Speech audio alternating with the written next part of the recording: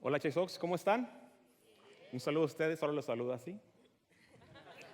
Las próximas semanas habrá que cambiar el saludo en base a las instrucciones, pero bueno, somos un pueblo de fe y el día de hoy yo estoy muy emocionado de tener la oportunidad de estar aquí con ustedes para iniciar esta nueva serie. Esta nueva serie es el comienzo es la primera serie después de nuestro domingo de visión. No sé si se recuerdan, la semana pasada el pastor nos habló de la visión hacia el futuro. ¿Alguien lo estuvo aquí la semana pasada? ¿Sí? Bueno, si usted no estuvo o si no escuchó el mensaje, lo animo a que lo escuche porque es un mensaje que nos proyecta hacia nuestro futuro como Chaisox. A mí me emociona ver lo que podremos lograr como iglesia en los próximos 5 o 10 años. Ese plan era para 2 años. Yo digo, ¿qué va a pasar? ¿Y quién lo va a hacer? Lo vamos a hacer nosotros. Así que haremos historia ahora que usted vea la visión y cómo la alcanzaremos. Y cuando hablamos de visión y se nos ponen retos grandes, decimos, ay, eso es tremendo, realmente ocupamos la ayuda de Dios. Pero sabe, esto que está aquí alrededor de nosotros y los demás campus se hicieron en base a la fe, a la generosidad, a la gente que le creyó al Dios, ¿sí? Que todo lo puede. Y somos usted y yo este día. Y vamos a hablar ese tema de héroes ordinarios, que es el primer tema, porque eso se logra en base a nosotros, a la gente que le cree a Dios, que no tiene, dijéramos, todo controlado, que no tiene todas las dones, capacidades o habilidades o recursos, pero tiene a un Dios que sí lo tiene y le cree. Y por eso el tema es de héroes ordinarios. Pero una pregunta antes de iniciar. ¿Qué se le viene a la mente cuando oye la palabra héroe? ¿En qué piensa? Lo primero que piensa. Muy bien, fíjese que si usted de los más jóvenes, lo primero que pensó cuando dije héroe es Spider-Man. Pero si usted es como yo de otro piso más arriba, usted tal vez piensa en esa gente valiente, en esa gente que hizo actos tremendos, no porque no tuviera miedo, sino, dijéramos, sobrepasándose su miedo, hizo algo, ¿verdad? Una acción tremenda que trajo bendición o libertad a su pueblo. Si fuera de nuestros países, Latinoamérica, tal vez pensaría en un Bolívar, o un Martí, o un México, un Morelos, aquí en Washington. Bueno, héroes que dieron algo o gente que hizo un sacrificio en beneficio de otro, ¿verdad? Eso es lo que la palabra héroe puede conllevar. Los superhéroes, pues bueno, esos tienen superpoderes y pues si tienen superpoderes, pues no tienen miedo, o sea que realmente no superan ningún miedo. Ellos no deberán ser héroes, más bien deberán tener otro título. Aquí entre nosotros, para los mexicanos, el verdadero héroe es el Chapulín Colorado. Porque ese no tiene ningún superpoder y como quiera se atreve, ¿verdad? Así que bueno, es un comercial. Pero hoy no vamos a hablar de Chapulín, vamos a hablar de otros héroes que sí están en la Biblia y son reales, porque enfrentaron cosas tremendas, adversidades que cualquier persona diría son insuperables para el potencial o la capacidad que ellos tenían. Sin embargo, lo hicieron. Y por eso vamos a hablar de ellos. Pero vamos a ver dónde comienza el libro de Jueces, que se encuentra en la Biblia. Es uno de los primeros libros de la Biblia, después del Pentateuco, que es de Génesis a Deuteronomio, sigue Josué y luego Jueces. Es el séptimo libro de la Biblia que vamos a tocar el día de hoy. No sé si alguna vez lo haya leído, pero es un libro fascinante porque está bien actualizado. Ahorita lo va a ver cuando vea los textos que le voy a mostrar, se dará cuenta de que es un libro que es del día de hoy. ¿Dónde comienza el libro este? Déjeme darle el contexto primero. El libro comienza, es parte de la secuencia de la promesa de Dios. ¿Y cuál era la promesa que Dios hizo? En Génesis, Dios hizo una promesa a Abraham. Pero aquí a Moisés dice lo siguiente en Deuteronomio 31. Los haré entrar en la tierra que juré dar a sus antepasados. Una tierra donde fluyen la leche y la miel. Dios se había hecho su promesa y le había reiterado varias ocasiones que les iba a dar una tierra a los descendientes de Abraham. Una tierra magnífica, una tierra estupenda. Dice que fluye leche y miel. Y esto es en algunos sentidos podría ser literal, porque dijéramos hay abundancia de recursos naturales, pero más bien significaba que iba a haber abundancia, que iba a haber prosperidad. Era la promesa de Dios a Abraham. Si usted lee la historia de Abraham, vería que cuando Dios se lo promete, no tiene ni siquiera ningún hijo y menos iba a tener descendencia. O sea, era algo imposible. Bueno, ahí comienza la historia de la promesa de Dios. Pero ya cuando llegamos al libro de Josué, fíjese lo que dice la palabra de Dios en Josué 21:45. Dios cumplió con todas las promesas que les había hecho a los israelitas. Fantástico, dice, no dejó de cumplir ninguna de ellas. ¿Le gusta esta palabra de Dios? Que Él cumplió cada una de sus promesas y ninguna de las que Él prometió se quedó sin cumplir. Y esas promesas incluían libertar al pueblo que había estado en esclavitud, ayudarlos a sobrevivir en el desierto y ahora entrar a la tierra prometida de Canaán y darles esa tierra de leche y miel, bueno, que fluía leche y miel. Dice que en Josué, cuando ya estamos en el libro de Josué, ya pasó todo el éxodo, ya los milagros que acontecieron con Moisés y Faraón ya habían pasado, ya eran historia, ya habían cruzado el río Jordán, o sea, habían hecho muchas cosas. Y ahora estaban aquí y dicen, Dios cumplió cada una de sus promesas. ¡Wow! Era fantástico. Entonces, ¿cuál era el plan de Dios para su pueblo? Se lo voy a dar en un pequeño resumen. Dice así, el plan de Dios era este. Era darle a su pueblo libertad de la esclavitud, obviamente, física, pero también espiritual. Darle paz también que viene siendo espiritual y también alrededor de sus enemigos.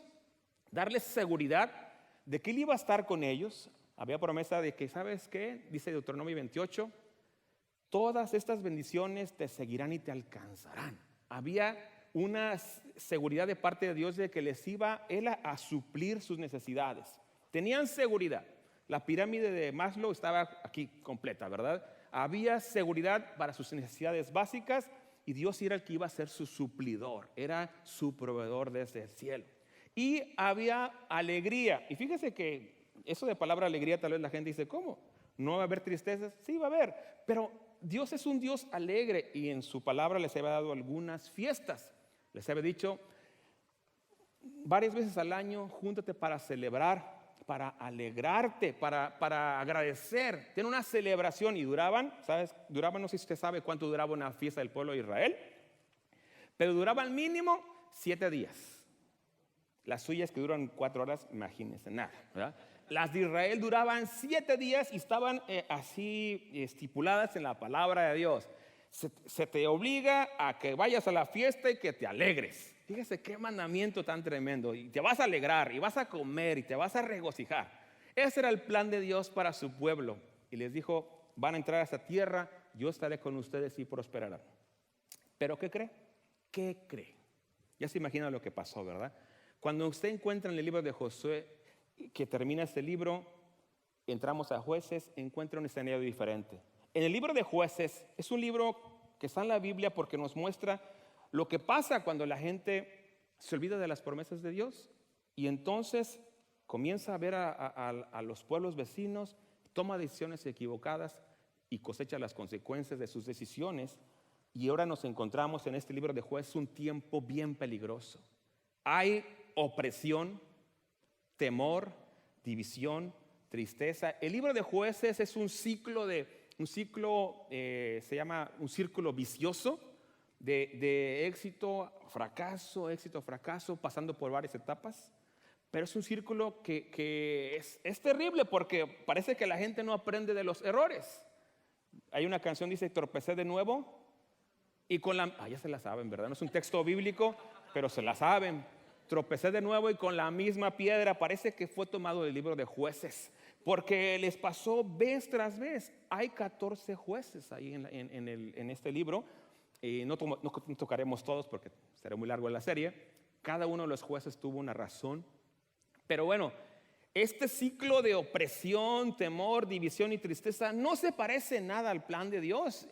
Están en la tierra prometida, son el pueblo de Dios, pero sus circunstancias no reflejan eso, reflejan todo lo contrario. Están oprimidos por los enemigos, están siendo apabullados, están siendo robados, están siendo casi esclavizados, viven bajo el temor. Eso de que tendrían paz ya no existe, todo el tiempo están en temor. Viven en división porque hay pleitos entre ellos, cada tribu vive su propia realidad. Y eso de las alegrías es cosa del pasado. Uno de los jueces dirá, ¿y dónde está ese gran Dios que nos contaron? No vemos de lo que nos dijeron, no vemos absolutamente nada. Esos ciclos de fracaso que se repiten, ¿por qué? ¿Qué pasó? Bueno, vamos a ver cómo llegamos hasta aquí, creo que le va a interesar a usted. ¿Cómo llegamos hasta aquí? ¿Cómo llegamos a este tiempo en el cual el fracaso es más real, es una realidad más palpable que el éxito? ¿Cómo llegamos a esta realidad en la cual el pueblo de Dios, en lugar de ser un pueblo que se ve como exitoso, que se ve como victorioso, o que pudiera ser la envidia de los demás pueblos, o que pudiera provocar a los otros pueblos a decir, yo quiero conocer a tu Dios? Es todo lo contrario, es un pueblo que nadie quiere ser como ellos, porque están en opresión, están en derrota, están en fracaso, están en una situación de angustia. Bueno, iniciemos con esto. Dice este texto en el libro de Josué. Josué 2:10 dice, después de que murieron todos los de esa generación, creció otra que no conocía al Señor, ni recordaba las promesas poderosas que Él había hecho por Israel. Interesante. Hay un autor que se llama Josh McDowell que dice que estamos a una generación de que ya no haya cristianos, ¿verdad? Siempre somos la última generación, no sabemos si la siguiente generación será cristiana. Y fíjese que lo que pasó aquí, esto ya viene desde el libro de Josué. Cuando murieron todos los que habían entrado a la tierra de Israel con Josué, toda la gente que recordaba lo que Dios había hecho, murieron ellos. Se levantó otra generación que no conocía al Señor, ni recordaba las cosas poderosas que Él había hecho por Israel. Y yo me pregunto, ¿cómo es posible que hubiera una generación que no conociera al Señor y que no recordara sus hechos? ¿Cómo es posible? ¿Cómo pasó esto? Bueno, no dice la Biblia exactamente qué pasó, pero yo, conociendo un poco de mi naturaleza o de la naturaleza humana, pienso lo siguiente. Bueno, tal vez hubo muchos padres que no hicieron su trabajo. Tal vez hubo muchos padres que no siguieron lo que dice Deuteronomio, que lo que te digo hoy, lo que te enseño hoy, las palabras que te enseño, ¿se las vas a recordar a quiénes? A tus hijos. ¿Y a quiénes?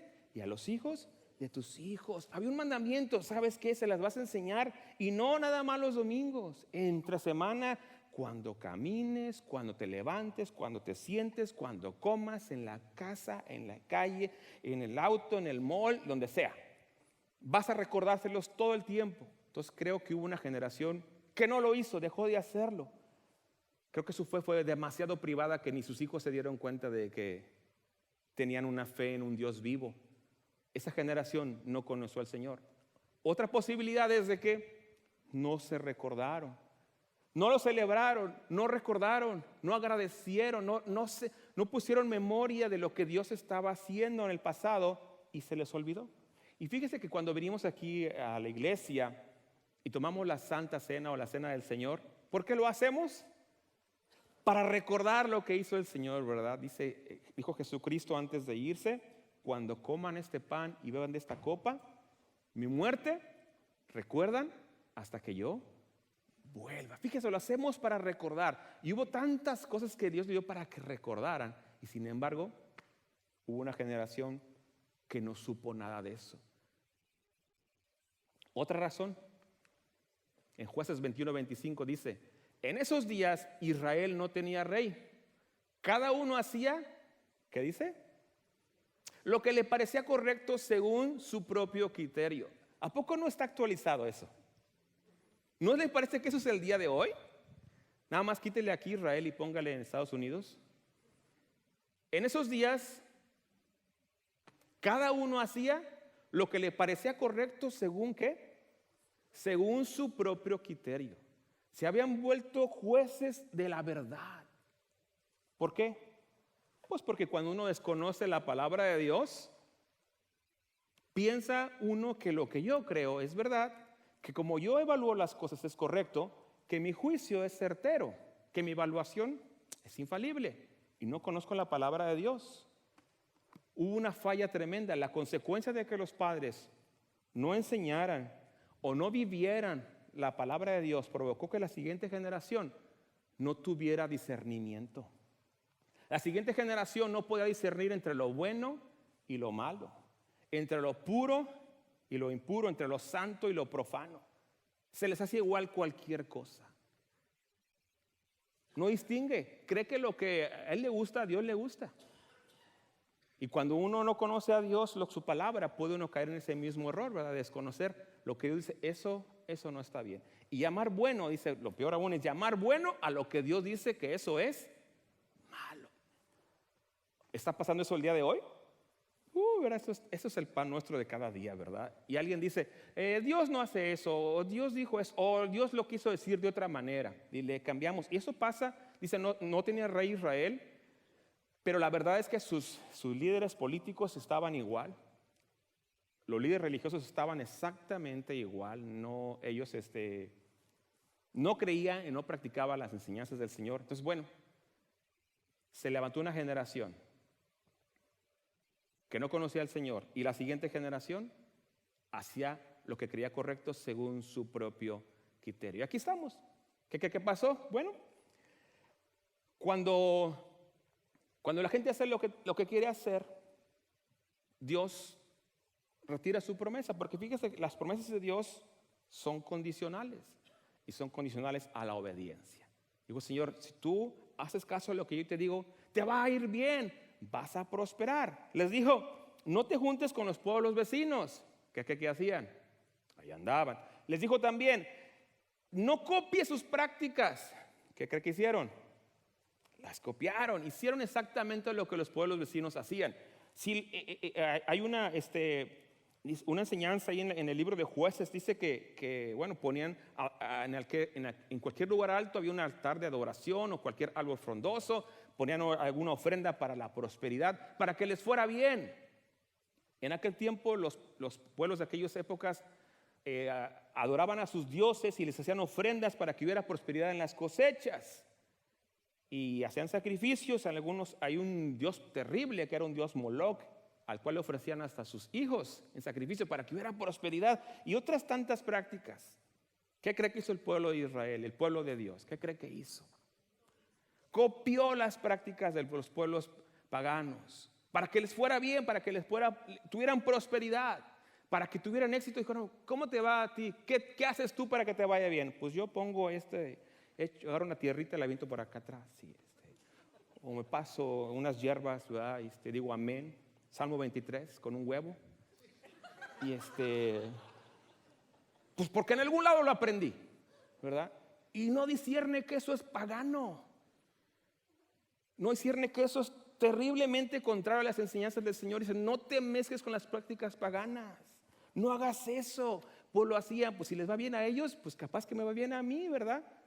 Y ellos le rezan a un santo, santo de los narcos, San Malverde, pues capaz que me ayuda, ¿verdad?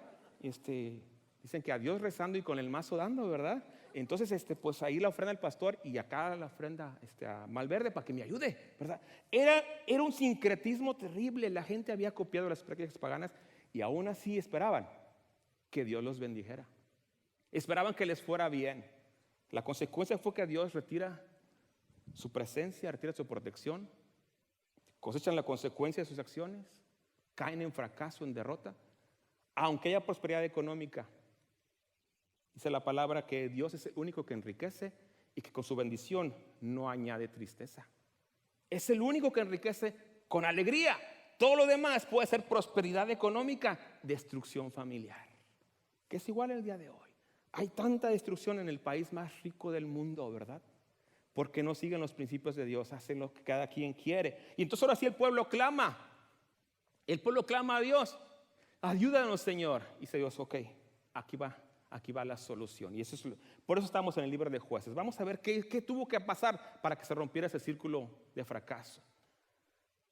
Primero, había que dejar la idolatría y volvernos a la fe en Dios. ¿Y qué es idolatría en términos prácticos?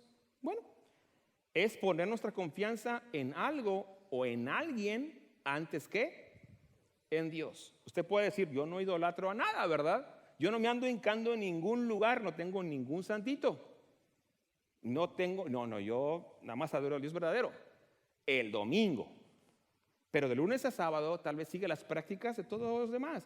Confía en todo lo demás. Tal vez igual que ellos, sus prácticas laborales están siguiendo el patrón de la sociedad alrededor de usted. Igual que ellos hicieron, dice que idolatría, porque ellos se hicieron igual a los pueblos paganos. Y yo no creo que ellos hicieron esto conscientemente diciendo vamos a negar a nuestro Dios porque Él no hizo nada por nosotros. No, fue algo paulatino, es una escalera descendente que poco a poco se empieza a alejar de Dios, empieza a desconocer las promesas de Dios, ya no recuerda su palabra y ahora se le hace normal lo otro, se va acostumbrando. Yo recuerdo que en mi país cuando comenzó una guerra muy fuerte contra el narcotráfico, primero la gente se sorprendía de lo que pasaba, pero ya pasa el tiempo, después se le hace normal. Unos balazos por ahí, mataron a uno por allá, le quitaron la cabeza a uno, antes fueron dos. Y así comienza a acostumbrarse a lo malo, después empieza uno, ahora llega un momento en nuestra cultura, en mi país, que empiezan ahora a admirar a los malos, a hacerles canciones, a vender ropa de ellos, a comprar ropa de narco, ¿sí? Qué tremendo, ¿verdad? Es una degradación. Ahora admiras a los malos. Y eso pasó ahí. Cambiaron al Dios verdadero por lo de los demás. Y Dios dice, bueno, para romper eso tienes que dejar esa idolatría. Hay que dejarla. Ellos pusieron su confianza en lo que los demás ponían su confianza. En sus dioses, en sus prácticas, en sus costumbres. Y es posible que el día de hoy haya mucha gente que esté deseando que sus hijos prosperen, diciendo que sus hijos vayan a la universidad y saquen la mejor carrera, la que pague más, aunque no sean cristianos, aunque no tengan ninguna fe en Dios. Qué terrible, ¿verdad? Que tengan éxito y les vaya bien y trabajen en un trabajo que les paguen 300,000 al año y su relación con Dios, no, pues no tiene. Wow. Que prosperen a costa de su vida espiritual. Eso les pasó ahí. Se alejaron de Dios, pusieron el éxito antes que Dios y por eso cayeron en idolatría. Cualquier cosa que ocupe el primer lugar en mi vida, puede ser mi trabajo, puede ser inclusive mi familia, puede ser mi físico, puede ser, no sé, cualquier cosa que ocupe el primer lugar en mi vida antes que a Dios, a lo que le dedico mi tiempo, mi esfuerzo, mis pensamientos, mi pasión, y está antes que a Dios, es idolatría. Segundo, fíjese que ellos se sentían mal, sentían culpables cuando venía la crisis económica y les caía el problema y llegaban los enemigos y los aplastaban, se sentían muy mal. Y pedían a Dios, ay Señor, nos equivocamos, perdónanos, ayúdanos. Pero hay una diferencia entre sentirse mal, remordimiento, y otra entre arrepentimiento. Tienen la misma base, el sentimiento de culpa. Se sienten mal, hicimos mal, reconozco que me equivoqué. Pero ellos solamente buscaban un alivio temporal a las consecuencias. Si quitas esto de aquí, por favor, líbranos, Señor. Líbranos de nuestros enemigos. Pero ese que no había cambios permanentes. ¿Por qué? Porque volvían a hacer lo mismo la siguiente vez. Se quitaba la crisis, estamos todos bien, vámonos. Y yo recuerdo que una ocasión estaba en la Ciudad de México y una de esas veces que comenzó a temblar, se empezó a mover el suelo.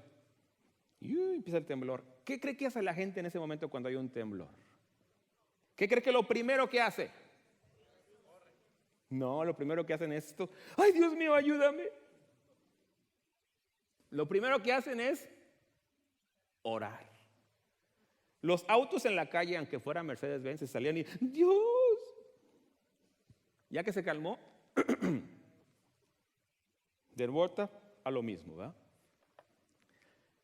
Las oraciones más intensas en los momentos de peligro. ¿Pasa el peligro? Todo bien, ¿verdad?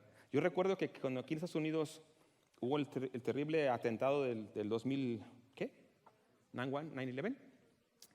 En las gasolineras había letreros ahí, pray for America, ¿verdad? Todo el tiempo, toda la gente estaba orando. ¿Pasa el peligro? Hay que quitar las oraciones porque ya no las ocupamos. Igual aquí.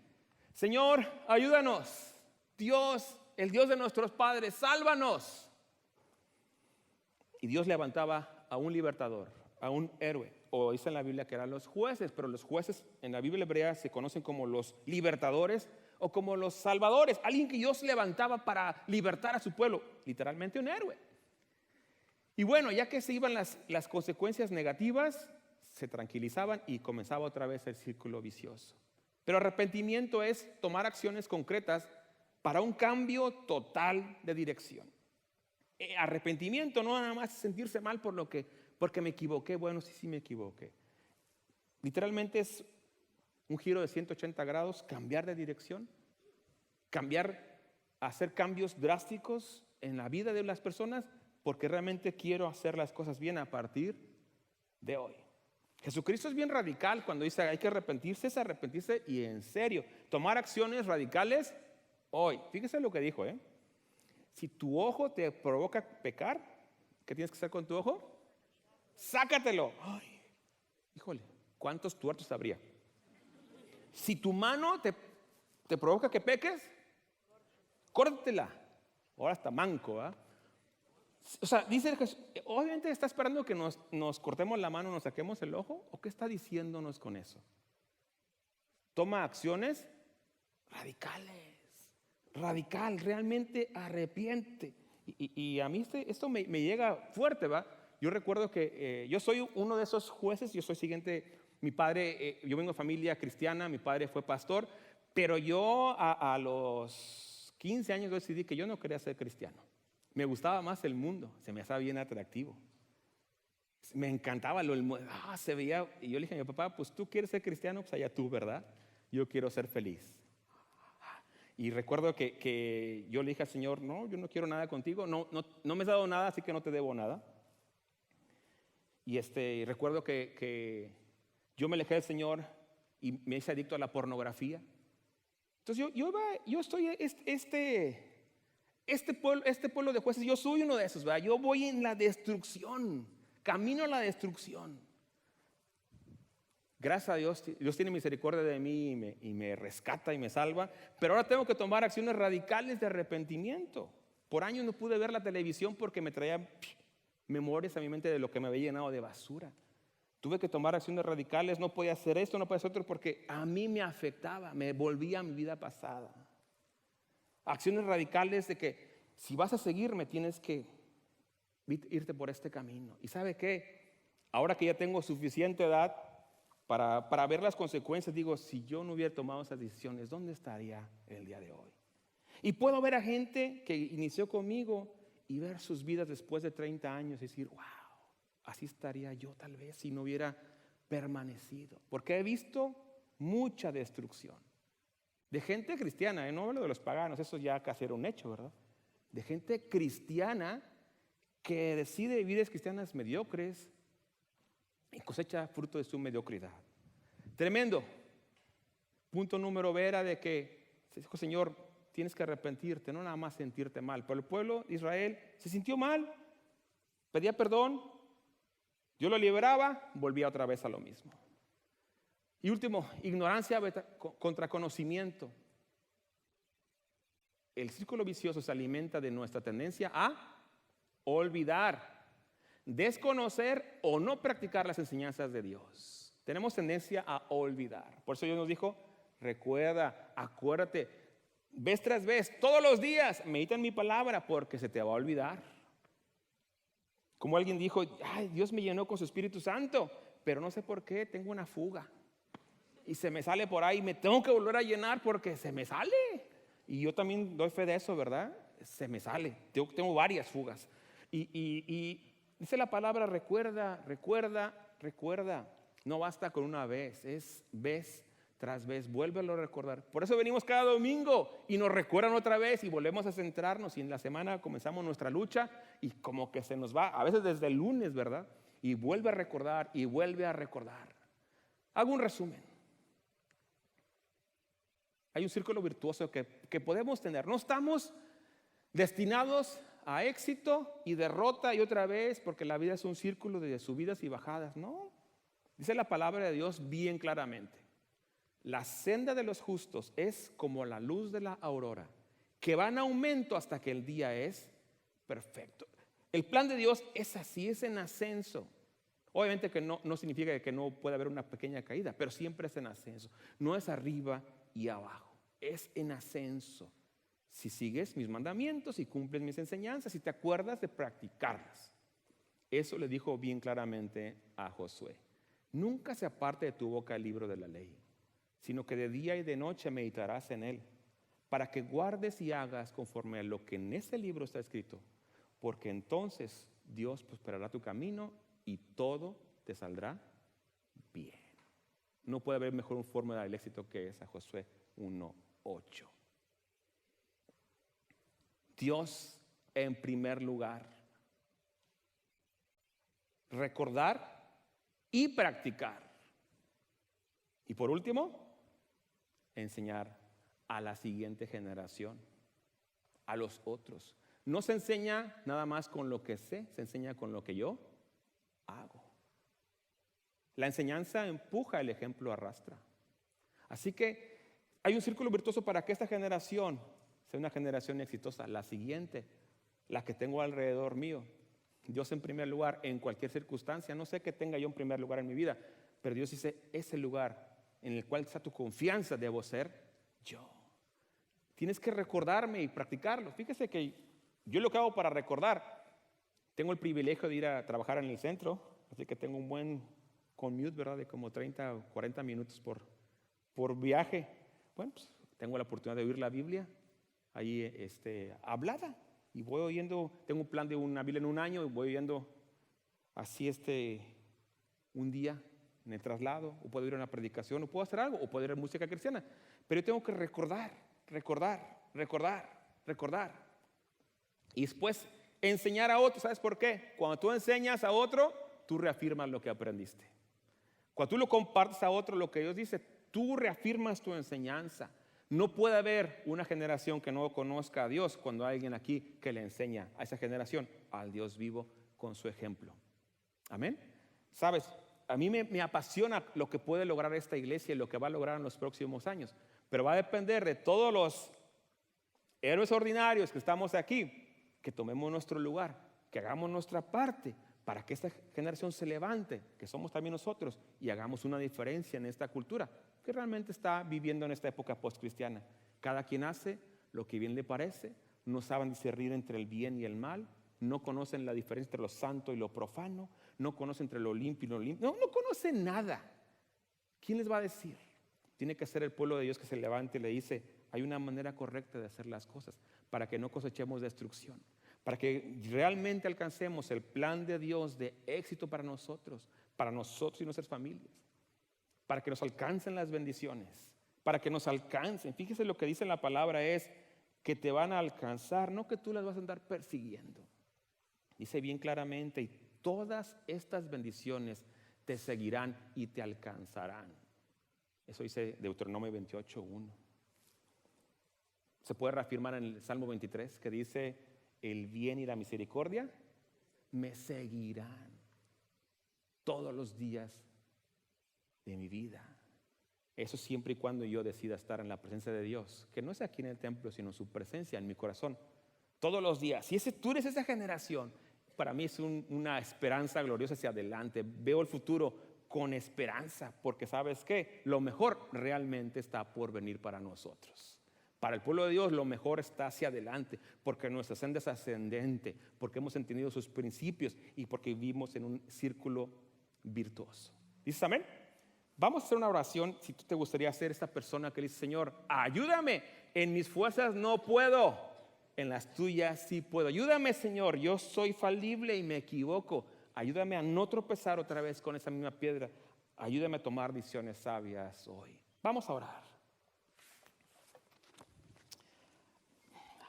Señor, gracias por tu palabra, Señor. Gracias por mostrarnos en este libro de Jueces a un pueblo, Señor, que se equivocaba vez tras vez, pero cuando volteaba su rostro hacia ti, tú tenías misericordia de ese pueblo. Y ese pueblo somos nosotros, Señor. Nos equivocamos a veces seguido. Yo me equivoco seguido, Señor. Pero qué bendición saber que cuando yo realmente en mi corazón hay arrepentimiento, Señor, hay salvación, hay perdón, hay restauración, hay sanidad, hay provisión, Señor. Tu promesa se cumple, Señor. Tú no dejas de cumplir ninguna de tus promesas. Qué bendición saber que cuento con un Dios que es fiel. Gracias, Padre, porque nos invitas a ser fieles también nosotros para que nos vaya bien. Que seamos un pueblo que te tiene en primer lugar. que conoce tus promesas, porque diligentemente las busca. Y no solamente las conoce de manera intelectual, las practica, Señor. Qué triste que seamos un pueblo, Señor, que conociéndolas no las hagamos, porque entonces no serviría de nada. Estaríamos otra vez en fracaso, Señor, y seguiríamos siendo un pueblo que no vive tu perfecto plan, porque no lo practicó. Pero si lo practicamos, Señor, tu palabra dice que tú estarías con nosotros, que nos ayudarías, que nos darías victorias, que alcanzaríamos promesas, Señor. Esta visión 2020 o la visión del futuro que tiene nuestra iglesia se va a cumplir, Señor. Se va a cumplir porque nosotros te creemos, Señor, porque nosotros actuamos en consecuencia de lo que creemos y cosechamos, Señor, tu promesa en base, Señor, a tu fidelidad. Gracias, Padre, por este pueblo, Señor, que sabe que no es en nuestras fuerzas, que es en las tuyas. Por eso podemos alabarte, por eso podemos cantarte, Señor, porque en tus fuerzas todo lo podemos, Padre. Y te agradecemos que hay esperanza en tu palabra para nosotros. Y, Señor, creemos que lo mejor viene adelante, Señor, porque tenemos un Dios vivo y somos tu pueblo que te cree, Señor. Oramos agradecidos contigo en el nombre de Jesús.